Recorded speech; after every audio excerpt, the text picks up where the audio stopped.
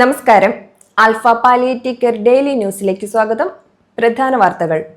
Alpha palliative care Kochi സെന്ററിൽ executive committee യോഗം ചേർന്നു. സെന്റർ പ്രസിഡന്റ് സുബൈദ റഹീം അധ്യക്ഷത വഹിച്ചു. Secretary professor Ravi Divakaran, treasurer Thomas, central council member doctor TP. Jameela, KU. Baba, Kurian തുടങ്ങിയവർ പങ്കെടുത്തു. ആൽഫ മാള സെന്ററിൽ ഫണ്ട് റൈസിംഗ് പരിപാടിയുടെ ഭാഗമായി സ്പർശം 2025 മെഗാ ഷോ സംഘടിപ്പിക്കുന്നു. പ്രശസ്ത സിനിമാ താരവും ഡയറക്ടറുമായ രമേശ് പിഷാരടി പങ്കെടുക്കുന്ന പരിപാടിയിൽ അദ്ദേഹത്തിന്റെ വാക്കുകളിലേക്ക്. നമസ്കാരം. സാന്ത്വന പരിചരണ രംഗത്ത് സ്തുത്യർഹമായ സേവനങ്ങൾ കാഴ്ചവെക്കുന്ന മാളയിലുള്ള ആൽഫ പാലിയേറ്റീവ് കെയർ സെന്റർ കുറച്ചധികം വർഷങ്ങളായി മികച്ച പ്രവർത്തനങ്ങൾ കാഴ്ചവെക്കുന്ന ഒരു സ്ഥാപനമാണിത്.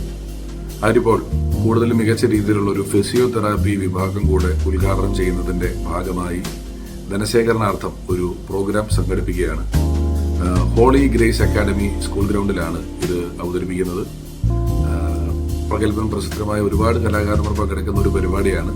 അത് സംഘടിപ്പിക്കുന്നത് തന്നെ ഇത്തരത്തിലുള്ള വലിയ സതുദ്ദേശപരമായ ആവശ്യത്തിനുള്ള ധനശേഖരണാർത്ഥമാണ്. ആ പരിപാടിയിൽ പങ്കെടുക്കാൻ എനിക്കും ക്ഷണം കിട്ടിയിട്ടുണ്ട്.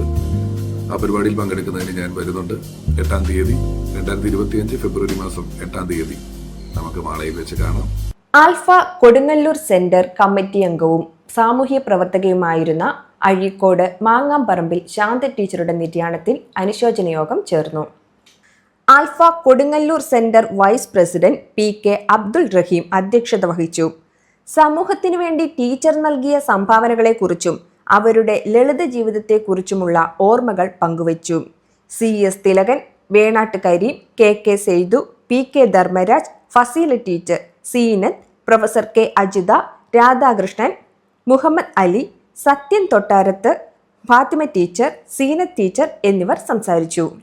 ഇതോടെ ഇന്നത്തെ വാർത്തകൾ അവസാനിക്കുന്നു. ജയ് ഹിന്ദ്.